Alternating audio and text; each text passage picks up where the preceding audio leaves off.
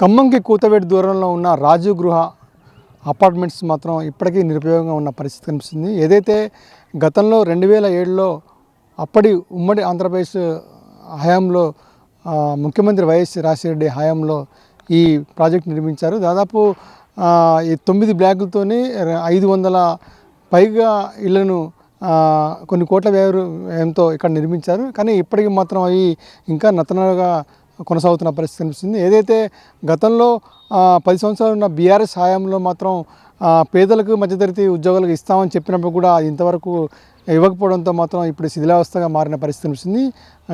కాంగ్రెస్ ప్రభుత్వం వచ్చి 2 సంవత్సరాలు అవుతున్నప్పటికి కూడా ఇప్పటికి కూడా ఈ డబ్బులు ఇళ్ళని వేలంపాట వేసి కూడా మధ్యతరగతికి అదే పేదలకు ఇస్తామని చెప్పిన నేపథ్యంలో మాత్రం ఇప్పటికి కూడా పనులు కాకపోవడం పరిస్థితి కనిపిస్తుంది. ప్రస్తుతం అయితే మంత్రి పొంగులేటి శ్రీనివాసరెడ్డి ఆధ్వర్యంలో కూడా దీన్ని ఎమ్మటే కంప్లీట్ చేసి పేద ప్రజలకు ఇస్తామని సంవత్సరం అయింది. అయినా ఇంతవరకు కూడా ఇవ్వకపోవడంతో మాత్రం ఖమ్మంలో మాత్రం ఆరోపణలు వినిపిస్తున్న పరిస్థితి. అసలు ఈ దాదాపు 18 సంవత్సరాలు పూర్తవుతున్నా సరే ఈ రాజీవ్ గృహ అపార్ట్మెంట్స్ పూర్తి కాకపోవడంతో ఎందుకు కావట్లేదు అనే విషయంలో మనతో పాటు ఖమ్మం ప్రజలను అలాంటి తెలుసుకుందాం. నా పేరు ఝాన్సీ. ఖమ్మం నగరానికి అతి సమీపంలో ఉన్న రాజీవ్ గృహకల్ప ఇండ్ల నిర్మాణం అనేది ఉమ్మడి ఆంధ్రప్రదేశ్ ఉన్నప్పుడు మాజీ ముఖ్యమంత్రి వైఎస్ రాజశేఖర రెడ్డి గారి హయాంలో దాన్ని నిర్మాణం చేపట్టడం అనేది జరిగింది 2007 సంవత్సరంలో. అది పేద ప్రజలకి అదేవిధంగా ముఖ్యంగా దాని ఉద్దేశం ఏంటంటే కొంతమంది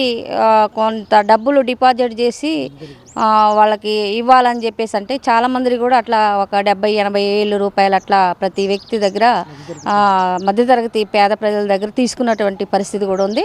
అవి వాళ్ళకి ఇవ్వలేదు. పూర్తి స్థాయిలో నిర్మాణ పనులు కూడా చేపట్టడం అనేది జరగలేదు. మళ్ళీ తిరిగి కేసీఆర్ పాలన వచ్చిన తర్వాత కూడా 10 సంవత్సరాలలో కూడా అది ఎవరైతే దాన్ని డిపాజిట్ తీసుకున్నటువంటి మధ్యతరగతి ఉద్యోగస్తులు కానీ మధ్యతరగతి కుటుంబాలు కానీ వాళ్ళకి ఇచ్చినటువంటి పరిస్థితి లేదు. వాళ్ళ డబ్బులు వాళ్ళకి ఇస్తామని కూడా చెప్పారు. వాళ్ళ డబ్బులు ఇవ్వకపోగా వాళ్ళ ఇంటిని కూడా వాళ్ళకి ఒప్పచెప్పడం అనేది ఈ రోజుకు జరగలేదు. మళ్ళీ తిరిగి కాంగ్రెస్ పాలన ముఖ్యమంత్రి రేవంత్ రెడ్డి గారి పాలన తిరిగి మళ్ళీ వచ్చి సంవత్సర కాలం అవుతున్నా కూడా ఇప్పటికీ దాన్ని ఏలంపాట వేస్తామని చెప్పి మభ్యపెడుతున్నటువంటి పరిస్థితి ఉంది. అసలు ఈ వేలంపాట మధ్య ఏం జరుగుతుందో అర్థం కానటువంటి పరిస్థితి ఉంది. అందుకే ఇప్పటికైనా కాంగ్రెస్ ప్రభుత్వం రేవంత్ రెడ్డి గారు ఆలోచించి పేద ప్రజలు ఎవరైతే ఉన్నారో మధ్యతరగతి ప్రజలు ఎవరైతే ఉన్నారో అలాంటి వాళ్ళకి వాటిని కేటాయించాలని చెప్పేసి మేము భావిస్తూ ఉన్నాం. ఈ అపార్ట్మెంట్ అనేది అసలుకి దాన్ని అంటే ప్రైవేట్ వాళ్ళే దాన్ని ముఖ్యంగా కబ్జా చేయాలని చూశారు. కొంతకాలం దాన్ని నడిచింది. ఎందుకంటే డిపాజిట్ చేసిన వాళ్ళందరూ మాకు కేటాయించాలి ఇండ్లు, వేరే వాళ్ళకి అమ్మటం ఏందని ప్రభుత్వమే అంతా వాళ్ళ చేతుల్లోకి తీసుకుని దీన్ని వేరే వాళ్ళకి అమ్మేసి వాళ్ళకి డబ్బులు ఎంతో కొంత ముట్ట చెప్తే బాగుంటుందని చెప్పేసి బాధితులకు చెప్పడం అనేది జరిగింది. బాధితులందరూ దాన్ని తిరస్కరించి ఆందోళన చేపట్టి మేము చేసినటువంటి డిపాజిట్ ఏదైతుందో మా ఇండ్లు మాకే అప్పగించాలని చెప్పినా కూడా ప్రభుత్వాలు అట్లా కాదు, వాటన్నిటిని మేమే స్వాధీనం చేసుకొని మీ డబ్బులు ఏదైతే మీకు ఇస్తామని చెప్పేసి చెప్పడం అనేది జరిగింది. దీంట్లో అనేక అవకతవకలు కబ్జా చేయాలని, ముఖ్యంగా కబ్జా చేయాలి. కోట్ల రూపాయల ఆస్తి, చాలా విలువైనటువంటి ఆస్తి కాబట్టి దాన్ని కబ్జా చేసి వేరే వాళ్ళకి ప్రైవేట్ వాళ్ళకి అమ్ముకుంటే ఇంకా ఎక్కువ ఆదాయం వస్తుందని చెప్పేసి దీని ఉన్నటువంటి కుట్ర దాగి ఉందని చెప్పేసి మేము భావిస్తున్నాం. అట్లా కాకుండా రియల్ ఎస్టేట్ పేరుతో కూడా అనేక దందాలు జరుగుతున్నటువంటి పరిస్థితి కూడా ఉంది ఖమ్మం నగరంలో.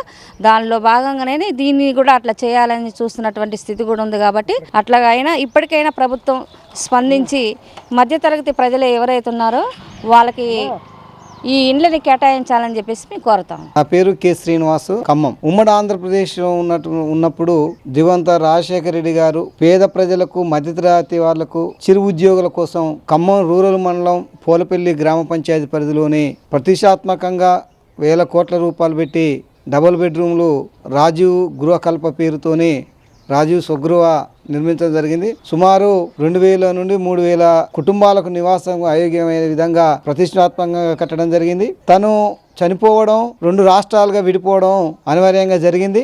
అయినప్పటికీ ఏదైతే 10 సంవత్సరాలు గత పాలకులు వాటిని కనీసం పట్టించుకోకుండా పరిస్థితిలో శిథిలావస్థలో ఉన్నది. ఖమ్మంలో ఉన్నటువంటి ప్రజాస్వామ్యవాదులు, లౌకికవాదులు అనేక సార్లు అధికార యంత్రాంగాలకు మెమోడం ఇవ్వడం వల్ల ఇప్పుడున్నటువంటి కాంగ్రెస్ ప్రభుత్వం మేము ప్రజలకు ఇస్తాము, చిరుద్యోగులకు ఇస్తాము అని మాయమాటలు చెప్తుందే తప్ప ఆచరణలో కూడా ఒక అడుగు కూడా వేయని పరిస్థితిలో ఉన్నది. ఇప్పటికైనా అవి శిథిలావస్థలకు చేరకుండా వాటిని ఉపయోగించే విధంగా రాష్ట్ర ప్రభుత్వం దాని మీద దృష్టి పెట్టి ఏదైతే భూమి లేని వాళ్ళకు డబుల్ బెడ్రూమ్ ఇస్తామని తన మేనిఫెస్టోలో పెంచిందో అవే పేదోళ్లకు మధ్యతరగతులకు వాటిని కేటాయించి వాళ్ళ జీవన విధానంలో వెలుగులు నింపే విధంగా రాష్ట్ర ప్రభుత్వం చొరవ చూపాలని ఇక్కడ ఉన్నటువంటి కలెక్టర్ గారు కూడా తను వచ్చి ఒక పరిశీలన చేసి హడావుడి చేసి వెళ్ళిపోయిండు. దాన్ని వేలంపాట ద్వారా టీఎన్జీ వాళ్ళకి ఇస్తామని హామీ ఇచ్చి హడావుడి చేశారు. కానీ సంవత్సరం పూర్తయినప్పుడు కూడా వాటిని చూసే దిక్కు లేదు, వాటి వైపు కన్నెత్తి కూడా చూసే పరిస్థితి లేదు. ఇప్పటికైనా అవి శిథిలావస్థలకు చేరుకుంటున్న పరిస్థితి ఉన్నది. ఇప్పటికైనా కలెక్టర్ గారు చొరవ తీసుకొని జిల్లాలో ఉన్నటువంటి 3 మంత్రులు ఇప్పుడు ఏదైతే బిల్డింగ్లు ఉన్నాయో అవి మన రెవెన్యూ శాఖ మంత్రి పరిధిలో ఉన్నాయి, పాలేరు నియోజకవర్గాలు ఉన్నాయి. కాబట్టి రెగ్యులర్గా 3 మంత్రులు అదే దాని ముందు నుండే పోతున్న పరిస్థితి ఉన్నది. కానీ దానివైపు చూస్తలేదు, దాన్ని చూసుకొని తలకాయ ఉంచుకొని పోవాల్సిన పరిస్థితి ఏర్పడుతుంది. కాబట్టి ఇప్పటికైనా వాటిని ఉపయోగించే విధంగా పేద ప్రజలకు అర్హులైనటువంటి వారికి ఇచ్చి దాన్ని ఉపయోగించే దిశలో ఉంచాలని మేము డిమాండ్ చేస్తున్నాం. దాన్ని నిర్లక్ష్యం చేయడం వల్ల కూడా ఇవాళ మొత్తం కూడా ఖమ్మం నగరంలో కూడా ఏ చిన్న స్థలం ఉన్నా, ఖాళీ స్థలం ఉన్నా ఈ రియల్ ఎస్టేట్ వ్యాపారస్తులు నకిలీ పేపర్లు తయారు చేసుకుని గద్దల్లా వాళ్తున్నటువంటి పరిస్థితి ఉన్నది. ఇవాళ దాని మీద కూడా అనేక మంది రియల్ ఎస్టేట్స్ అధికార పార్టీ అండాలతో దాన్ని కూడా కవర్ చేసుకోవాలని, ఆక్రమించుకోవాలని ప్రయత్నాలు చేస్తున్నారు.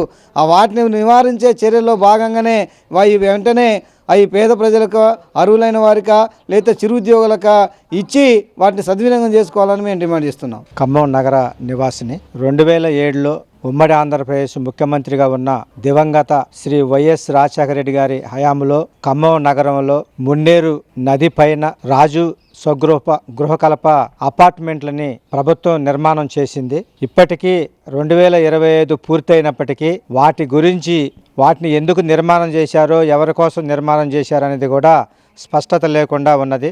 10 సంవత్సరాల కాలం కేసీఆర్ గారు ముఖ్యమంత్రిగా ఉండి వాటిని ఏ వర్గాలకైతే పంపిణీ చేయాలని ఉద్దేశం ఉందో ఆ ఉద్దేశాన్ని నెరవేర్చలేని పరిస్థితి ఉంది. ఇటీవల టీఎన్జీఓ ఉద్యోగులకు రేవంత్ రెడ్డి గారు అధికారంలోకి రాగానే జిల్లా కలెక్టర్ ఆధ్వర్యంలో, ముజ్మిల్ ఖాన్ గారి ఆధ్వర్యంలో చిరుద్యోగులకి కేటాయించాలని వారి నుండి కొంత అమౌంట్ ను కూడా ప్రభుత్వం తీసుకున్నది. కానీ అధికంగా అపార్ట్మెంట్ కు ఇంత రేట్ అని చెప్పి వాళ్ళు భరించలేని విధంగా నిర్ణయించడం వల్ల వాళ్ళు వెనక్కిపోయారు. అవి అదే విధంగా మళ్ళీ పెండింగ్ లో ఉన్న పరిస్థితి ఉంది. కానీ ఇవి సేల్ చేయకపోవటం వల్ల లేదా అధికంగా రేటు నిర్ణయించడం వలన అవి అలాగే ఉంటూ ఉన్నాయి. ఎప్పటికైనా రియల్ ఎస్టేట్ వాళ్ళ యొక్క బారిన పడకుండా, వారు కబ్జా చేయకుండా వాటిని కాపాడుతూ వాటిని కొంచెం రేటు తగ్గించి చిరుద్యోగులకు, ఇంకా ఎవరైతే పేదలు ఉన్నారో కొనుక్కోగలిగే ఆర్థిక స్తోమత ఉందో వారికి కేటాయించి వారి నుండి డబ్బులు రాబట్టుకుంటే ప్రభుత్వానికి కూడా, ఖమ్మం జిల్లాకు కూడా అది ఉపయోగపడుతుంది.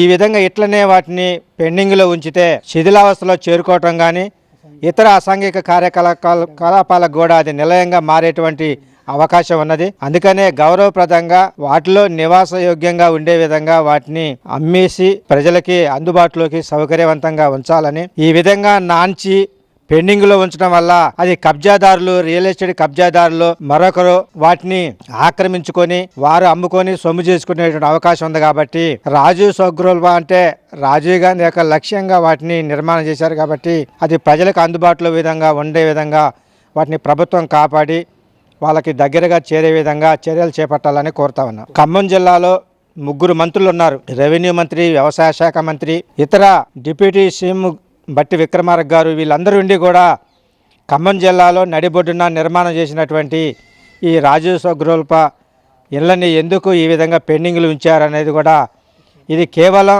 ప్రశ్నార్థకంగా లేదా రాజకీయ ప్రయోజనాలకి అనుగుణంగా దీన్ని ఇట్లా ఉంచుతున్నారు. కాబట్టి ఇది వారి యొక్క మధ్య ఉన్నటువంటి ప్రయోజనాలకి వీటిని బలి చేయొద్దని చెప్పి చిరుద్యోగులకి, పేద ప్రజలకి వాటిని అందుబాటులో తీసుకురావాలని మేము రాష్ట్ర ప్రభుత్వాన్ని, జిల్లా అధికారులని కోరుతా ఉన్నాం. రాజోగ్ గ్రూప్ కల్పన పోలేపల్లిలో 2007లో ఆ రోజు ఉమ్మడి రాష్ట్ర గవర్నమెంట్ ముఖ్యమంత్రి వైఎస్ రాజశేఖర రెడ్డి గారు ఉన్నప్పుడు రాజోగ్ గ్రూప్ కల్పన కింద అపార్ట్మెంట్లు కట్టారు.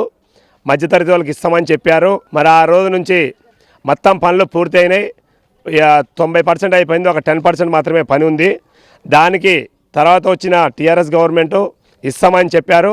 ఆ గవర్నమెంట్ కూడా 10 సంవత్సరాలు పూర్తి అయిపోయింది. మరి ఇప్పుడు కాంగ్రెస్ గవర్నమెంట్ వచ్చింది, 2 సంవత్సరాలు అయింది. దగ్గర ఇప్పుడు 17 అంటే ఇప్పుడు దగ్గర 19 సంవత్సరాలు అయింది. ఆ అపార్ట్మెంట్ల సర్వీస్ కూడా అయిపోతుంది, కానీ అవి మాత్రం ప్రజలకు ఇవ్వట్లేదు. మరి 100 కోట్ల రూపాయలు ఖర్చు పెట్టి కట్టి మరి ఆ డబ్బును ఎందుకు వృధా చేస్తున్నారు? మరి ఇప్పుడున్న ప్రజెంటు కాంగ్రెస్ గవర్నమెంట్ కానీ, ఇక్కడ శ్రీనివాస్ రెడ్డి గారు కానీ, తుమ్మల నాగేశ్వరరావు గారు కానీ, బట్టి గారు కానీ మరి దాని మీద పచ్చే దృష్టి పెట్టి అవి లేని వాళ్ళకి ఇస్తారా, మరి ఎవరికి ఇస్తారా అనేది, ఎవరికి ఇచ్చినా సరే ఎమర్జెన్సీ తొందరగా ఇవ్వాల్సిందిగా మనవి చేస్తున్నాం. ఎందుకంటే 19 సంవత్సరాలు అయింది, కోల్టానికి సిద్ధంలో ఉన్నాయి. 1000 కోట్ల రూపాయలు పెట్టి కట్టారు. మరి దాన్ని ప్రజలకు ఇస్తారా, మరి మీరు ఉంచుకుంటారా? మరి జనాలకు అనుమానంగా ఉంది. ఏంటంటే ఇది జనాలకి ఇవ్వడానిక, మరి వాళ్ళు ఉంచుకుంటారా అనేది జనాలు అనుమానం పడుతున్నారు. అనుమానాలని మీరు క్లియర్ చేయాల్సిందిగా మేము కోరుతున్నాం. అశాయిక కార్యక్రమాలు కూడా అడ్డా మారింది. తాగేటోళ్ళు కానీ రకరకాలుగా చికాకులు జరుగుతున్నాయి. అందులో ఆ ఏరియా జనాలు కూడా చాలాసార్లు ధర్నాలు కూడా చేయడం జరిగింది. ఇక్కడ ఇల్లు కట్టి ఉంచారు, ఎవరికి ఇవ్వట్లేదు.